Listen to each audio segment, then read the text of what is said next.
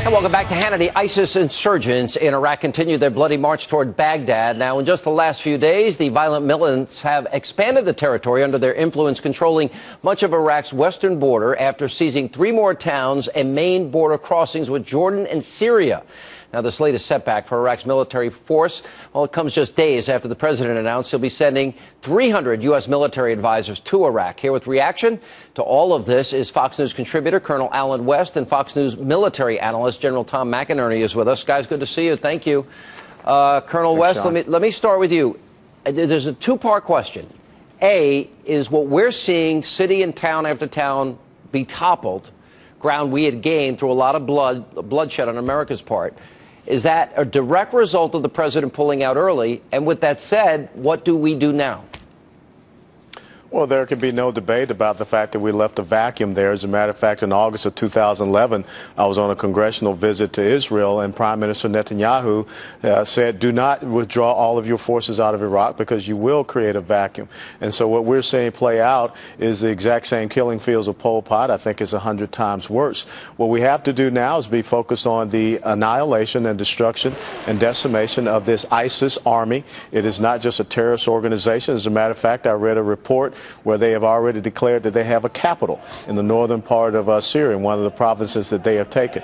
This is not just a threat to Iraq, it's a threat to our neighbors there, their neighbors there, as well as a threat to our best ally, Israel. And the formation of an Islamic caliphate will just bode very bad for the United States of America and indeed the entire world. And what do we do, Colonel?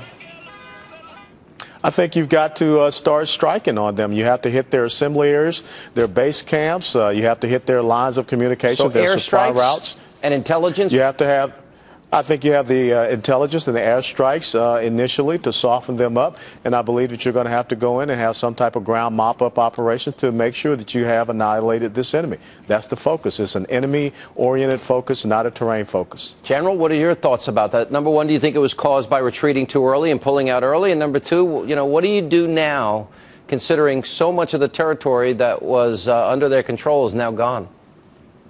Well, it was definitely caused by that vacuum that Alan West mentioned, no question about it. The other thing is, look, Maliki lived in Iran for 20 years while he was exiled. The fact is he has a propensity, and he's really aligned with the Iranians. Number one target in that whole region for us is Iran. Let's remember before we do anything.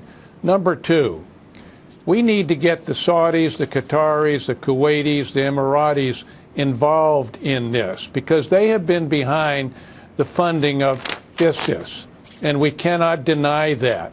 They are trying to put a Sunni firewall between Iraq and the Levant, and unless we acknowledge that and get them involved, and probably the most important thing is, if we don't get a new prime minister, we've lost Iraq. No matter what we do, we can carry airstrikes, do all of that, Sean, but it's not going to work until we get the Sunnis back into a leadership position where they are included in the government along with the Kurds. Otherwise, we have lost Iraq. Let me ask you both this, because Rand Paul made some news over the weekend when he said what's going on now. He said, I don't blame the president. He said, but I do blame the Iraq war for the chaos in the Middle East. And he said it's now a jihadist wonderland in Iraq precisely because we got over-involved, not because we had too little involvement. Colonel West, your reaction to that? I think that that's a very simpleton explanation of global security, strategic decision-making and vision. I think that Rand Paul totally does not understand that part of the world. When the President of the United States of America said that we were pivoting away from the Middle East, he basically emboldened all of the jihadists that are there. And I think an even more question that no one is asking is, why did the President use United States military resources and assets to support Islamist forces in Libya, but he is not doing it in Iraq to go against an Islamist army? So I think that Rand Paul was saying something that may be politically expedient, maybe a populist message, but that does not show the vision of a commander-in-chief. All right, guys, we're going to have to run and leave it there. Thank you both for being with us.